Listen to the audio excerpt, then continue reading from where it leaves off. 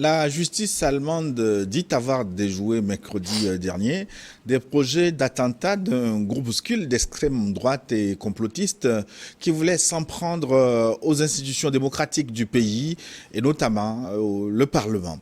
Au cœur de cette conspiration criminelle, selon le parquet allemand, un descendant de la noblesse allemande, d'anciens militaires, une ressortissante russe et une ancienne députée d'extrême droite. Velléité de coup d'État en Allemagne, qui va y croire? Finalement, ça n'arrive pas qu'aux autres, dirait-on. C'est le sujet de notre forum de cette semaine et nous avons comme invité Sylvestre Yahovi Pedou. Il est docteur en droit public, maître assistant à l'université de Lomé. Docteur Pedou, bonjour. Bonjour. Merci d'être disponible pour nous aujourd'hui. C'est moi qui vous remercie. Oui, docteur en droit public, mais aussi vous dirigez un institut au Togo, IERIS, Institut des hautes études de relations internationales et stratégiques. C'est bien cela, cher ami. Je suis directeur général de IERIS, qui est créé depuis novembre 2010. Même si, par certaines péripéties, IERIS bat de l'aile, je confirme par ma présence que cette école s'est réveillée, s'est relevée et accueille encore des étudiants de toutes nationalités avec brio. Mais le nom que porte l'Institut, c'est IERIS, IERIS, Institut des hautes études des relations internationales et stratégiques. Voilà. C'est très intéressant, mais est-ce que vous avez des ressources humaines pour transmettre des connaissances? En effet, nous avons pris les taureaux par les cornes, comme cela se dit, et donc nous assumons les enseignements de licence en tronc commun. Et nous avons un master exclusivement en relations internationales, notamment la diplomatie. Et bien sûr, nous avons des ressources humaines. Nous convoquons des enseignants de la Belgique, de la sous-région, sans oublier les compétences qui pleuvent dans notre pays, si bien que l'école ne souffre pas du tout de problèmes de compétences en termes d'enseignants. Des étudiants qui sortent de cette école peuvent être outillés en relations internationales et études stratégiques. Bien entendu, nous leur donnons les renseignements nécessaires, la formation nécessaire pour qu'ils soient opérationnels sur le terrain. Nous invitons la plupart d'entre eux qui sont encore jeunes de pouvoir poursuivre leur curiosité dans des recherches doctorales, ce qui leur donnerait beaucoup plus de base. Et beaucoup de nos étudiants, naturellement, font leur preuve actuellement, tant dans l'administration togolaise qu'à l'étranger. Certains même sont déjà devenus engagés dans des universités étrangères où ils officient en main de maître. IERIS, Institut des hautes études de relations internationales stratégiques, non, n'est pas courant en Afrique. On aura l'occasion de revenir sur ce sujet. On l'a appris en milieu de semaine dernière, une tentative de coup d'État en Allemagne. C'est tout simplement surréaliste, docteur Pedou. Oui, ça fait sauter le cœur. C'est vrai, quand on apprend coup d'État en Allemagne à ce 21e siècle, ça ne peut que surprendre. Ça ne peut que surprendre. Et moi, quand j'ai appris l'histoire, je me suis dit non, c'est de l'amusement, ça doit être autre chose que le coup d'État. C'est ce à quoi d'ailleurs je m'en irai, parce qu'il est totalement aberrant de soutenir, d'envisager l'idée même d'un coup d'État aujourd'hui en Allemagne. Dans peut-être un autre pays européen, je pouvais donner un peu de crédit à l'acte, mais en Allemagne, ça pose problème de principe même. Parce que je ne vois pas comment un coup d'État peut réussir en Allemagne au regard de l'assise démocratique de cet État. Vous me direz que l'Allemagne n'est pas le premier exemple. Oui, on en viendra. On en viendra, mais a priori, c'est surréaliste. Mais pourquoi vous pensez que la culture allemande est plus solide qu'ailleurs en Occident? Plus solide, peut-être pas plus solide. D'abord, vous savez que l'Allemagne est l'un des piliers de l'Union européenne, les États qui composent l'Union européenne. Vous savez également que l'Allemagne, au-delà d'être un pilier, est même le pionnier du projet européen. C'était les 6 États qui avaient en 1952 créé la CK, la CEE en 1959, 1957. Donc, il serait inimaginable que cette Allemagne-là devienne un pays où on fait le lit au coup d'État. Et vous savez très bien que l'ordre européen, l'ordre européen consolidé depuis les années 90 ne donne pas place à l'idée même de coup d'État. Vous savez très bien que dans le Conseil européen, eh bien, les Européens se vantent d'être aujourd'hui dans une espèce d'ordre public démocratique européen. Je dis bien ordre public démocratique européen. Et les Européens vantent ce marché-là avec beaucoup de brio. Et il serait inimaginable que cet ordre public-là puisse se laisser perméable à l'idée même de coup d'État. Au-delà de ce concert régional européen, le fonctionnement des institutions allemandes, même, je ne vois pas en quoi ces institutions laisseraient place à un coup d'État. Voilà pourquoi moi je voudrais que, on verra ça plus tard, malgré l'organisation dont le groupuscule dont on parle a fait preuve, on verra la suite des informations. Je voudrais qu'on tente de requalifier ce mouvement que de dire que c'est un coup d'État. C'est une tentative de coup d'État parce qu'ils envisageaient destituer les institutions. Justement, c'est une tentative de coup d'État. Tant mieux, on attend de voir la réalité de leur intention. Je disais que ça peut être baptisé d'autres choses que coup d'État. Un coup d'État, c'est quoi? C'est le fait de se faire remplacer par les dirigeants pour diriger. Est-ce que ces groupuscules ont l'intention de diriger l'Allemagne, de changer le système républicain allemand?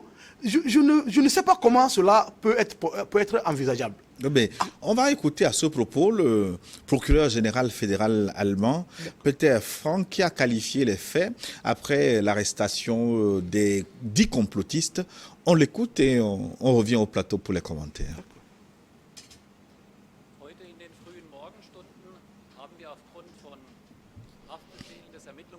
Des Bundesgerichtshofs 25 Personen in Deutschland, Österreich und Italien festnehmen lassen. Wir werfen den Festgenommenen. Donc il dit, aujourd'hui à l'aube, nous avons arrêté 25 personnes en Allemagne, en Autriche et en Italie sur la base de mandats d'arrêt émis par le tribunal d'instruction de la de la Cour fédérale de justice. Les personnes arrêtées sont accusées d'appartenir ou de soutenir une organisation terroriste nationale. Selon nos informations, le groupuscule s'est formé autour du Heinrich Archer à la fin du mois de novembre 2021. Ce groupe s'est fixé pour objectif d'éliminer l'ordre étatique fondamental, libéral et démocratique en Allemagne, en recourant à la violence et à des moyens militaires. Les personnes arrêtées sont unies par un profond rejet des institutions de l'État allemand et adhèrent à des mythes de conspiration composés de différents récits, de l'idéologie des citoyens du Reich ainsi que de l'idéologie canon.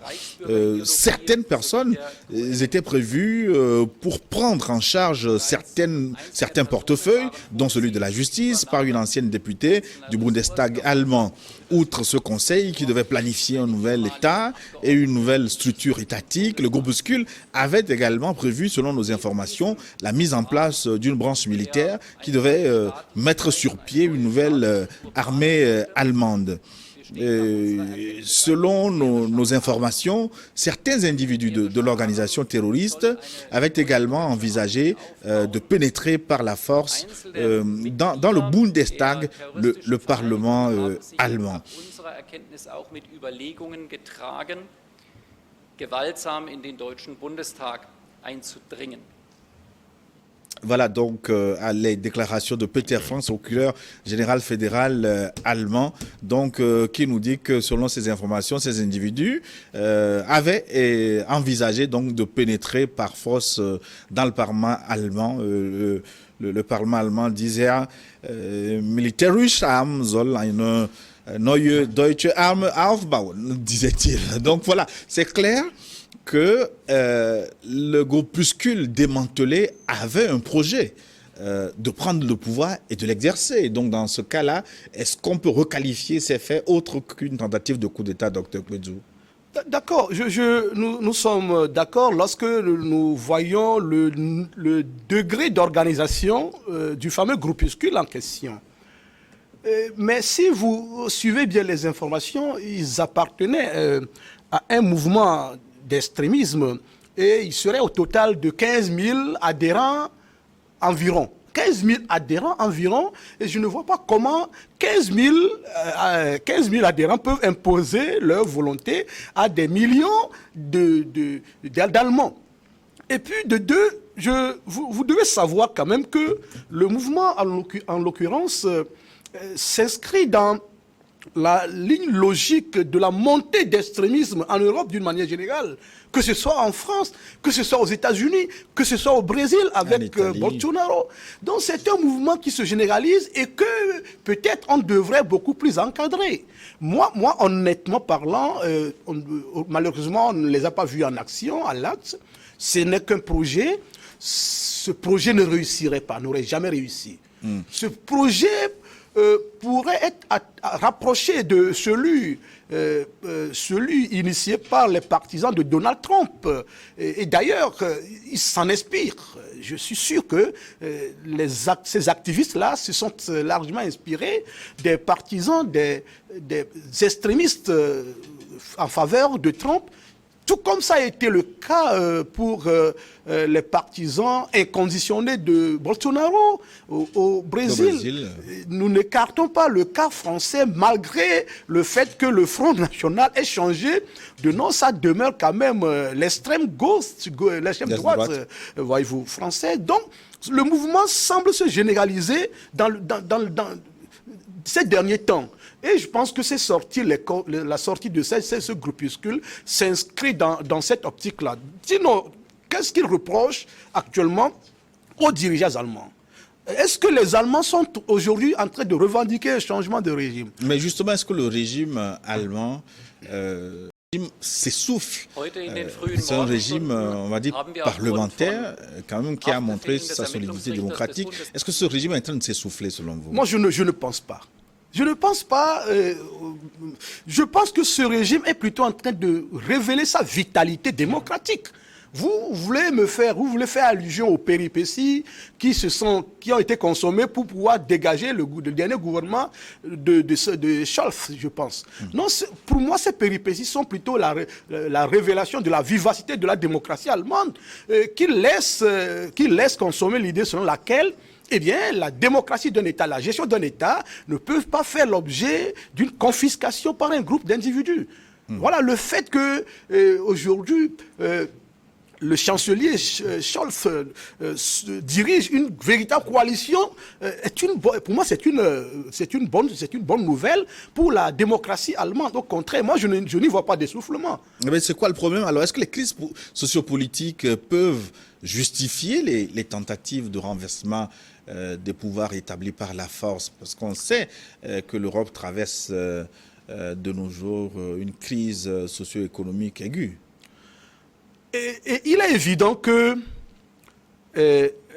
la plupart des passages en force au sommet de l'État ou d'un État se justifient par des tensions politiques internes. Et naturellement, lesquelles tensions finissent par donner l'intention que seul le recours à la force pourrait être la dernière solution.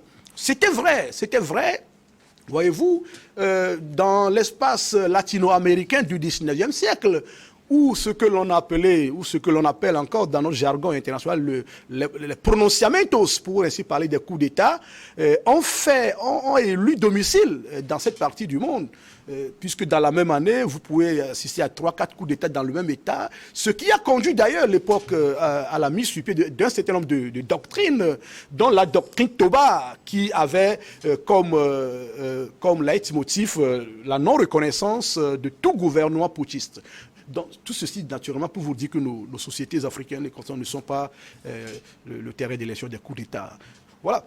Donc, ces coups d'État-là avaient été justifiés par un certain nombre de crises qui ont fini par donner raison à un groupe d'individus qui prennent ainsi d'assaut les échelons de la République pour ainsi tenter, voyez-vous, d'implanter de nouvelles institutions. Donc les coups d'État, pour la plupart des cas, en tout cas pour ceux-là qui ont 1 million de sens, ils sont le résultat de crises sociopolitiques aiguës. Comme on peut, si vous voulez, on peut...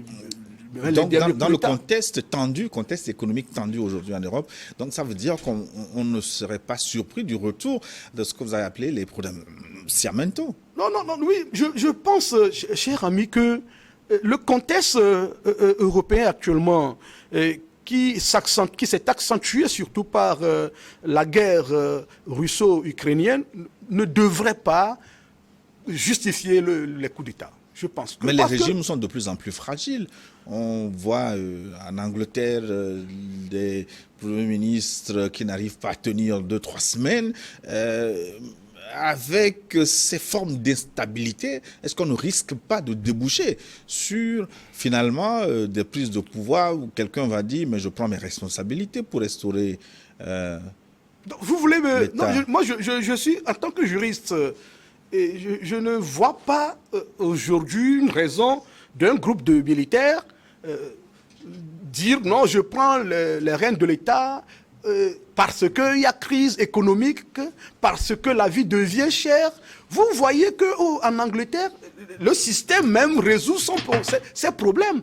Le système résout ses problèmes au fur et à mesure que le problème vient. On n'a pas besoin de la rue, on n'a pas besoin de carteron de militaires pour, voyez-vous, entreprendre des réformes profondes dans le système anglais. Et puis, je vous dis, ce sont des systèmes qui ont leur base démocratique.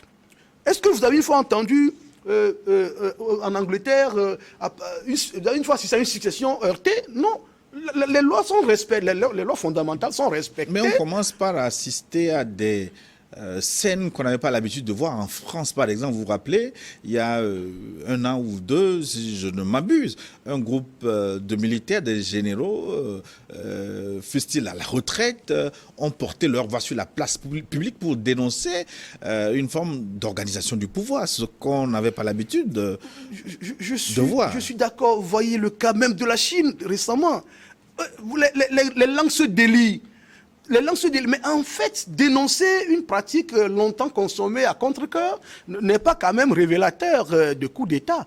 Mais aujourd'hui, c'est vrai, pendant longtemps, les hommes de caserne sont liés. Ils n'avaient pas le droit de dévoiler, mais aujourd'hui, les langues se délient, et c'est tant mieux, une fois encore. Je dis bien, c'est la preuve de la vitalité de la démocratie de ces espaces-là, de la planète Terre. Ce n'est pas, pour ma part, ce n'est pas des preuves de fragilisation. Il suffit que ces sorties-là, voyez-vous, que ces sorties-là servent de leçon aux dirigeants et que ceux-ci puissent en tenir compte pour améliorer. Qui va dire aujourd'hui qu'il n'y a pas de problème en Europe? Les Européens ont autant de problèmes que nous, les Africains. Mais à la différence, peut-être que de nous, c'est que les dirigeants européens tiennent compte au fur et à mesure. Vous allez voir qu'en France, par exemple, à chaque événement malheureux, eh bien, suit une réforme. C'est ce que moi j'essaie de reprocher. On ne peut pas créer, inventer des lois pour toutes les situations. Mais vous allez voir qu'à chaque événement qui frappe, eh bien, les dirigeants français, ne serait-ce qu'à prendre leur exemple, en tirent les leçons pour prévoir des dispositions législatives pour éviter que cet événement-là ne soit répété. Cela veut dire que cela révèle leur volonté de quand même tenir compte des réalités quotidiennes de leurs citoyens. Et je ne pense pas du tout que... Donc leur mode de gouvernement, selon vous, est résilient. Et les démocraties de type occidental, pour vous, aujourd'hui, ont de beaux jours devant eux. De beaux jours devant eux, je ne dirais pas non. Vous savez, ce dont vous parlez est un apprentissage de tous les jours. La démocratie est un apprentissage de tous les jours. Vous savez, on a souvent cru que l'espace occidental et américain sont des espaces totalement stabilisés politiquement. Mais les événements aux États-Unis, avec l'assaut du Capitole, les événements, même en France, en Angleterre, ont révélé qu'aucune démocratie n'est stable de nos jours. Et d'aucuns posent la question de savoir si, du fait de ces événements-là, ce qui font que l'on assiste à une espèce de recul des démocraties doit justifier le retour à l'autoritarisme. Moi, je ne pense pas que le retour à l'autoritarisme serait la solution. Ce serait le pire. Vous savez que la démocratie, quoi qu'on dise, quels que soient les éloges qu'on en fait, n'est pas le meilleur des régimes. C'est le moindre des maux. Vous voyez un peu? C'est le moindre mal, c'est le moins mauvais, si j'ose dire. C'est le moins mauvais des régimes. Cela veut dire que, eh bien, ce système politique aussi a ses limites. Cela veut dire que les dirigeants de tous les pays, aussi stables qu'ils sont dans l'apparence, doivent travailler quotidiennement pour renforcer leurs institutions. Vous voyez ce que je dis? Donc, pour ma part, je ne parle pas de... Oui, fragilisation, oui. Mais de ces fragilisations-là, doivent être dégagés les éléments pour consolider leur système. Vous voyez aujourd'hui que, serait-ce qu'en France, avec Macron, le système bipartiste, si je veux le dire, français, est en train de sauter en éclats. Avant, c'était la droite ou la gauche. Mais Macron se trouve où? Ni à droite, ni à gauche. Et du coup, on se demande où sont les deux grands partis qui faisaient, notamment la droite et la gauche. On ne les retrouve pas. Aux États-Unis, le même scénario est en train de poindre à l'horizon.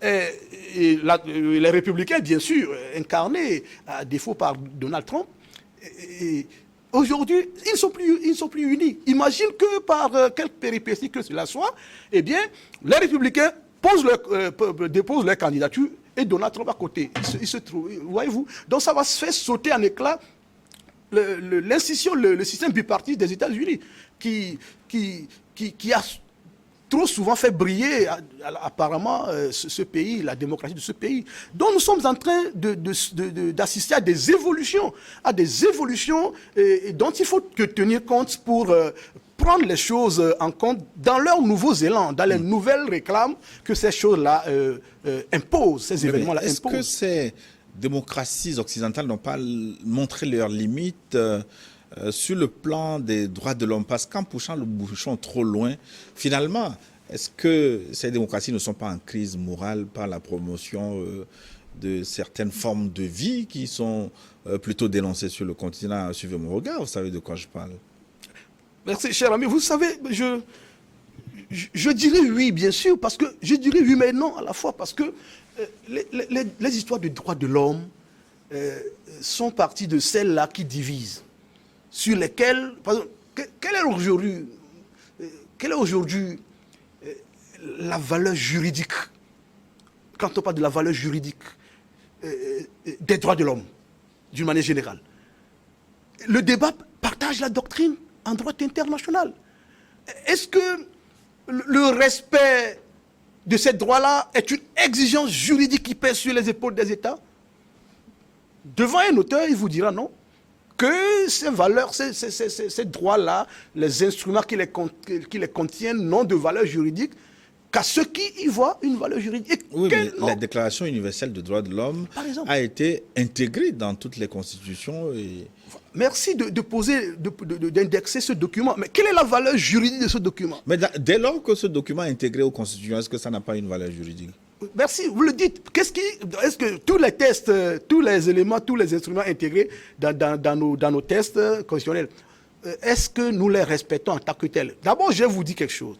Le débat même sur la valeur juridique de la déclaration se pose. Moi, en ce qui me concerne, je ne vais pas extirper, je ne vais pas tirer argument d'une valeur prétendument déclaratoire de la déclaration pour prêter à son contenu cette même valeur. Parce que pour certains auteurs, ces documents-là n'ont qu'une valeur déclaratoire, y compris leur contenu. Ce que moi, personnellement, je ne partage pas. Parce que moi, j'estime, tout comme bien d'autres auteurs qui m'ont précédé, que même si les documents ont une valeur déclaratoire, parce que je ne vous cache pas que la déclaration universelle, celle du 10 décembre 1948, a été votée en main levée. Et ce qui constitue l'un des arguments de ceux qui défendent que ça n'a qu'une valeur politique. Mais moi, un document peut avoir une valeur simplement déclaratoire, mais avec un contenu tout à fait honorable, et qui bon, peut faire l'objet de valeurs, qui peut avoir une valeur juridique. Maintenant voilà, si les droits de l'homme, d'une manière générale, font l'objet de débats en ce qui concerne leurs valeurs juridiques, leur véritable valeur juridique, mais lorsque ces éléments-là sont récupérés et font partie, par exemple, d'une convention qui lie un certain nombre d'États, eh bien, et ces éléments deviennent obligatoires comme faisant partie d'un traité qui lie les parties prenantes. Vous voyez, ça devient dans le contenu d'une convention qui devient une espèce de loi, une espèce d'obligation entre les parties prenantes. En ce moment-là, les droits de l'homme ont une valeur juridique, y compris même l'idée de démocratie qui acquiert une valeur juridique lorsqu'elle fait l'objet de conventionnalité. Elle est intégrée dans des conventions qui lient un certain nombre d'États. Encore que cette obligation, cette valeur juridique, cette obligatoriété de ces documents-là ne regarde que les parties prenantes. C'est ce que nous appelons les faits relatifs. Que ceux qui y croient. Mais ma question, c'est est-ce que trop de droits de l'homme n'est pas en train de tuer les démocraties occidentales? J'essaie de vous comprendre. J'essaie de comprendre ce que vous voulez dire. Mais vous savez, c'est sûrement la question du rapport entre démocratie et droits de l'homme. Vous savez que pendant longtemps, démocratie, droits de l'homme, développement, c'est la triptyque qui va ensemble. Pendant longtemps, certains auteurs que nous appelons les développementalistes ont fait croire que le développement ne peut pas aller de pair avec démocratie et droits de l'homme. En tout cas, en réalité, qui dit démocratie devrait dire droits de l'homme, puisque cela veut dire quoi? Qu'en principe, il ne devait pas avoir de césure, il ne devait pas avoir de rupture entre démocratie et droits de l'homme. Normalement, les droits de l'homme sont une composante de la démocratie. En effet, ils sont une composante de la démocratie. Les droits de l'homme ont, et plus ils ont d'égard dans un système démocratique. Donc, les droits de l'homme ne devraient pas constituer un frein pour la démocratie. Là, il s'en faut. Bon, maintenant, ça dépend aussi des pratiques, parce que quelque part, vous voulez nous faire dire que trop de respect des droits de l'homme finit par peut-être atténuer. Non, je ne sais pas, il suffit que les choses soient organisées. Par exemple, moi je ne suis pas contre quand on dit le droit des enfants. Les droits des enfants, on sait ce que les enfants deviennent si on ne les redresse pas dès un certain âge. On dit non, il ne faut pas toucher aux enfants. Oui, mais quand on quitte les enfants, il y a des sujets plus polémiques. Les droits à l'avortement, par exemple, les droits des LGBT, ce sont des sujets plus ou moins controversés. Bon, oui, c'est des sujets plus ou moins peut-être controversés, mais qui se trouvent à un certain niveau moral et éthique donné. Moi, vous savez, même dans la Bible, il est dit que tout ce qui est, comment je le paraphrase, tout ce qui est décidé sur terre, l'est aux cieux. Si un gouvernement, si un État décide de libéraliser, d'autoriser l'avortement, je ne vois pas où est le problème.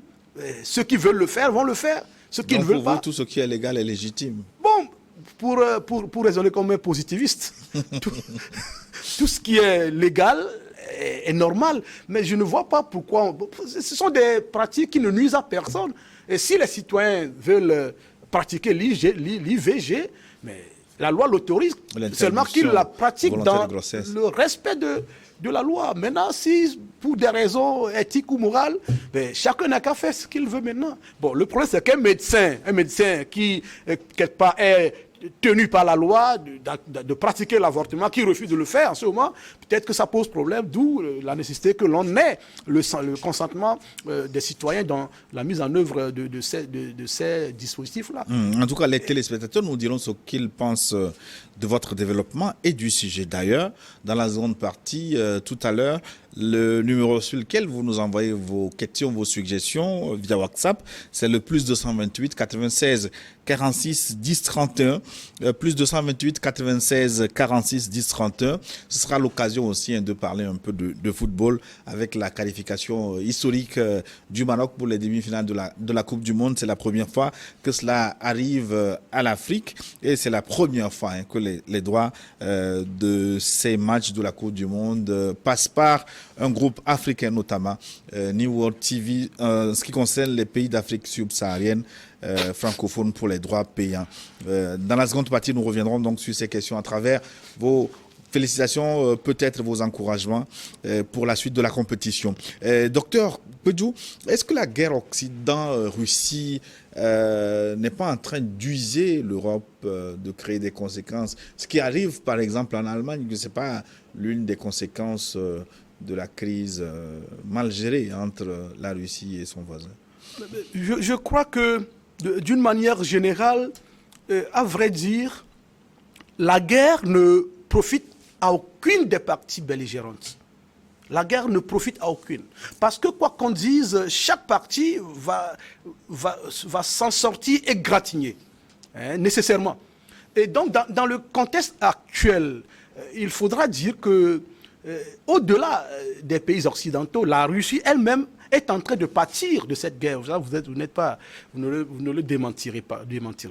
Donc, la réponse, elle est brutale.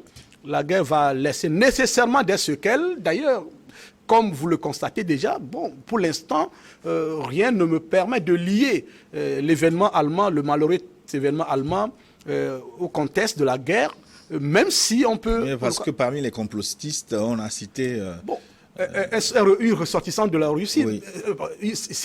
Cette dame était en bonne position dans le régime, dans le système allemand, auparavant. Non, s'ils ont mis l'accent sur le fait qu'elle est une ressortissante russe, c'est fait exprès, bien entendu, au regard du contexte.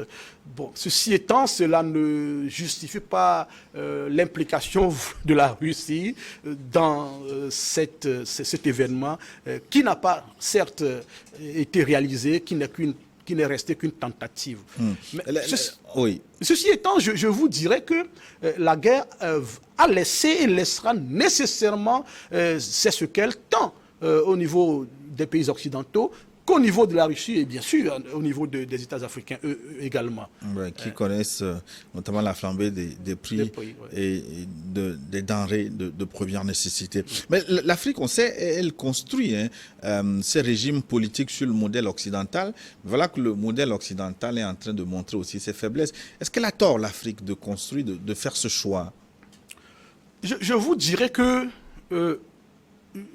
l'Afrique n'a pas délibérément choisi de construire son système politique sur le modèle européen.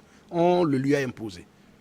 Seulement que voilà, l'Afrique, bien qu'ayant adhéré à ce modèle politique européen, ne l'applique pas à la lettre. Ne l'applique pas. Moi, je ne suis pas partisan de particularités africaines. Ça, je le dis, j'en ai fait le coup, je sais, j'en ai fait le coup dans ma vie universitaire. Moi, je ne suis pas partisan d'un modèle type à l'africaine. Vous ne pensez pas que l'Afrique a ses spécificités? Chaque société a des particularités dont il faut tenir compte dans la construction des régimes politiques. Je n'en disconviens pas. L'Afrique a ses réalités. Maintenant, du moment où les Africains eux-mêmes ont accepté librement, ou je ne sais pas, d'adhérer au modèle politique européen, on ne peut plus l'appliquer. Mais vous avez dit tout à l'heure que cela leur a été imposé. Cela leur a été imposé, c'est rentré dans leur pratique. Maintenant, est-ce que les Africains proposent mieux? Moi, je pense que j'allais dire et que on ne peut pas les accuser. On ne peut pas accuser les Africains, on ne peut pas dire que c'est une erreur, leur s'en faut. Mais en fait, ce sont des modèles qui marchent. Des modèles qui marchent bien qu'ils aient leurs limites. Le problème ici pour l'Afrique, c'est d'avoir adhéré à ces modèles-là à mi-chemin, je dirais un pied dedans, pour certains pays, naturellement. C'est comme un patient qui prend mal ses produits. D'aucuns disent que la démocratie n'est pas adaptée à l'Afrique. Excusez-moi, moi je ne suis pas d'accord. Il y a des États africains qui sont des États, des exemples de la démocratie, où le ciel n'est pas tombé dessus.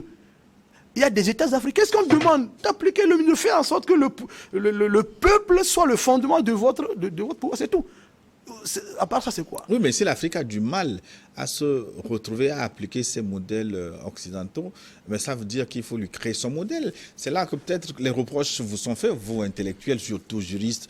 Mais pourquoi jusque-là, autant que vous êtes, vous n'arrivez pas à créer un modèle propre à l'Afrique et vous vous contentez de copier encore ce que les autres ont fait? Moi, je dis, cher ami, que parler de modèle politique africain aujourd'hui, au jour où nous sommes, c'est demander à l'Afrique de reculer 100 ans ou 200 ans en arrière. Je suis désolé. Je vous dis, les modèles occidentaux présentent leurs limites, certes, mais quel est le modèle qui n'aurait pas de limites? Nous y sommes. Qu'est-ce que vous reprochez, dites-moi, aujourd'hui, à l'idée que, au Togo, par exemple, qu'il y ait une alternance politique, que les citoyens togolais soient informés, que les dirigeants togolais concoctent leur politique en tenant compte des citoyens, qu'ils rendent compte que les élections soient périodiques. Qu'est-ce que vous reprochez à tout ça? C'est ça la démocratie. Vous pensez que c'est de la mer à boire? Qu'on dise que non, dans un pays démocratique pluraliste, à démocratie pluraliste, eh bien, une seule personne ne peut pas sacrifier au pouvoir à vie. C'est difficile à appliquer. C'est ce qui fait que, parce que nous sommes des Africains, on ne remplace pas le roi quand il n'est pas mort, c'est ça. C'est ce contre lequel, voilà. C'est ce qu'il faut appliquer. Ce n'est pas de la mer à boire. Au Ghana, au Bénin, dans d'autres pays, Cap-Vert, qu'on sort, ils font ce jeu démocratique et les choses semblent marcher. Maintenant, mais les pays les plus stables en Afrique, est-ce que ce ne sont pas les pays, par exemple, je prends le Maroc, hein, qui n'a pas un régime, on va dire, démocratique, mais c'est un pays les plus stables en Afrique? Mon cher ami, le Maroc fonctionne sur ce que j'appelle une monarchie constitutionnelle, entre guillemets. Ce n'est pas du désordre. Et d'ailleurs, vous savez très bien qu'au Maroc... Ce n'est pas de la démocratie non plus. Mais ils tendent vers, bien que ce soit une monarchie, il y a une décennie, eh bien, les réclames viennent en faveur de la démocratie. Même si on ne demande pas forcément que le système monarchique change. Le Maroc n'est pas un pays où on cherche qui est roi, qui doit être roi. Le roi, on le connaît, il est là. C'est un système établi. Ce n'est pas comme ailleurs où on proclame que non, le système repose sur l'alternance, repose sur le pluralisme, et que dans la réalité, on fait autre chose. C'est ce que moi je veux dire. Si aujourd'hui, par exemple, prenons le cas du Togo, si aujourd'hui, le Togo veut devenir une monarchie, c'est sa décision. Il suffit que les Togolais, dans leur majorité, acceptent ça. Point final, il n'y aura pas de problème. On ne cherchera pas avec la loupe qui va présider le Togo. On sait que ça appartient à ceux-là ou à celle-ci, voyez-vous. Mais tel n'est pas le cas. On a adhéré à l'idée de la République.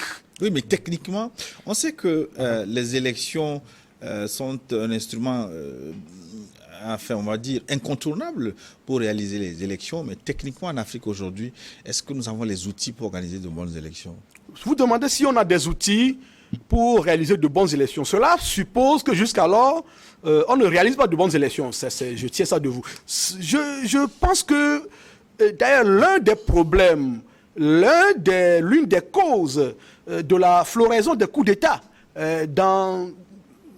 pour ces derniers temps en Afrique, c'est dans les élections, c'est dans les élections peut-être mal organisées, peut-être... voilà. Donc, vous demandez si on a des outils. Oui, le Togo s'est donné un outil en 2000, où on a parlé on avait fait appel à un technicien qui nous a... J'ignore le nom technique donné à l'instrument. Le fichier électoral. Au-delà, il y avait un appareil pour centraliser les élections. Le Togo l'avait, mais sauf que malheureusement, au moment où il fallait proclamer, l'outil était tombé en panne.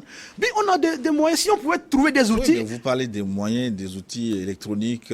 qui ne tomberaient pas en panne. Controversés aussi. Moi, quand je parle d'outils, je parle des statistiques qui sont mal maîtrisées, la démographie qui n'est pas connue. Moi, je pense, cher ami... Je pense que pour venir à bout à ces problèmes-là, il faudrait qu'on pense à la mise sur pied d'un organe permanent d'organisation des élections. Comme au Ghana?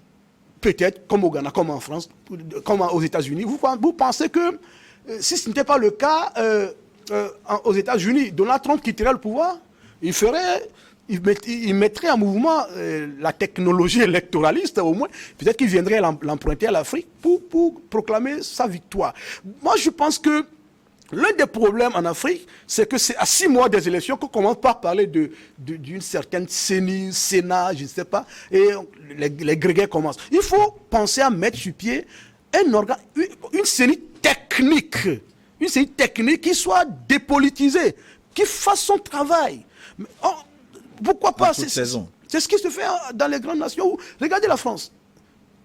Une fois peuplée, mais les élections faites à 21h00, vous avez les résultats. Pourquoi pas en Afrique? Nous pouvons le faire, ça ne coûte pas les cheveux de la tête. C'est chez nous que ceux-là viennent prendre l'argent et qu'on sort, ça fait piller l'argent et qu'on sort pour aller mettre sur place ces est-ce que vous vous êtes interrogé pourquoi l'Afrique n'y arrive pas?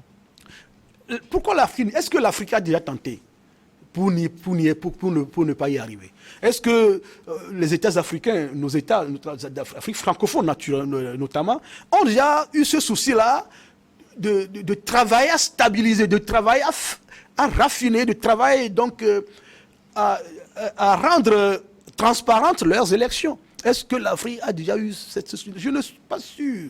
Alors que si on arrive à trouver des solutions à ce problème-là, eh bien, nous allons décoller. Nous allons décoller parce que à chaque fois, tenez-vous droit, à chaque fois qu'il y a des élections dans nos pays, il y a problème. Et à la suite, on prend 1 an, 2 ans pour tenter de résoudre le problème, de sorte que le monsieur qui vient au pouvoir a 2 ans pour régler ces problèmes-là, 3 ans pour faire quoi? Il est chamboulé. Il réclame un second mandat qui lui aussi plombera dans la même situation. Donc les pays africains perdent trop d'énergie dans les crises électorales. Il faudrait qu'on en vienne à l'idée d'élections transparentes en Afrique. À l'idée d'élections transparentes, bien sûr, avec des institutions elles-mêmes aptes à contenir ces idées-là. Mais ça fait l'affaire de qui? Ça fait l'affaire de qui si nous sommes dans cette situation-là? Mais c'est ce que moi je dis. Pourquoi les gens, les nations, les États qui ont les moyens crient en termes d'aide pour le développement sans penser à l'essentiel? Moi, je pense que l'essentiel pour l'Afrique, c'est d'avoir des régimes stables. C'est d'avoir des institutions stables. Les coups d'État sont plus logiques en Afrique qu'ailleurs pour vous? Plus logique, en tout cas, beaucoup plus logique que ce à quoi nous avons eu écho, j'allais dire, en Allemagne. Logique parce que, quelque part, les coups d'État sont comme la réponse à des problèmes beaucoup plus importants que ces coups d'État-là. Je ne suis pas en train de faire l'apologie des coups d'État. Je suis totalement contre les coups d'État. Vous savez mais est-ce que ces coups d'État peuvent résoudre les problèmes pour lesquels ils sont souvent commis? C'est ce que d'aucuns désignent par le vocable de coup d'État salvateur. Je ne suis pas tout à fait contre, même si je sais que... Vous n'êtes pas tout à fait pour non plus. Par moment, on a besoin de la force pour faire régner le droit. Seulement, faire régner la force en marge totale du droit, ça devient de la barbarie. Mais le droit ne peut pas non plus, à lui seul, fonctionner sans un minimum de force. D'où un peu de conjugaison des deux paramètres. Est-ce que le droit n'exclut pas la force? Est-ce que le droit et la force peuvent cohabiter ensemble? On va revenir sur cette question. L'essentiel est que la force soit juste. Mais par quoi on mesure la justesse? Pour que le droit soit fort. Par quoi on mesure la justesse de la force? On va reparler de toutes ces notions dans la seconde partie de New World Forum. Mais là, nous marquons une pause pour une édition de journal. On retrouve dans la deuxième partie les téléspectateurs aussi au 96 46 10 31 précédé de l'indicatif plus 228. À tout de suite.